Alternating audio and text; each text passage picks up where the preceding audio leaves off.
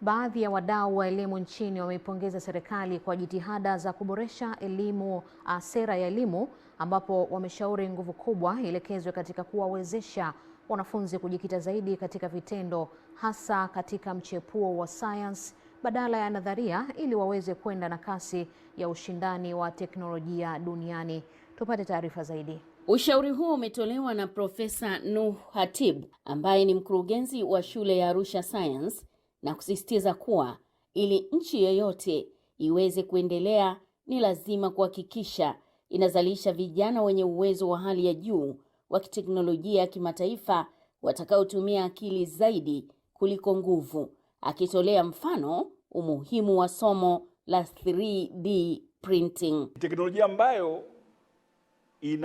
imeshaanza katika nchi zilizoendelea kuchukua karibu kazi zote ambazo binadamu alikuwa anafanya kwa vitendo.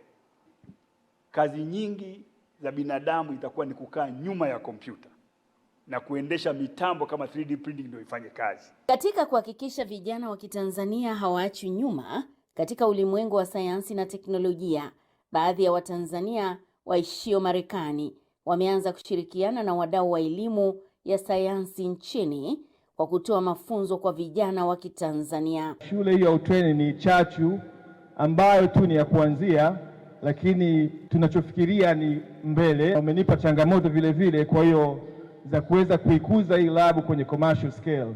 Kama hiyo lab inaweza kusaidia, kwa sababu mimi ambaye nachukua PCB ninaelewa sasa namna ya kutengeneza different models. Kwa hiyo naweza nikasaidia watu na ninaweza kutengeneza hizo models mimi mwenyewe, afu naweza kuzitumia kwenye hiyo lab. Prof, hiki mnachofanya kitaisaidia sana nchi. Kwa niaba ya serikali, kwa sababu Dr. Samia Suluhu Hassan ana ndoto ya kufanya vijana wetu waende kwenye level nyingine kabisa ya kidunia, waweze kucompete kwenye dunia. Yaani kijana atoke hapa Arusha Science aweze kwenda Marekani na aweze kufiti. Jamila Omar, Channel 10, Arusha.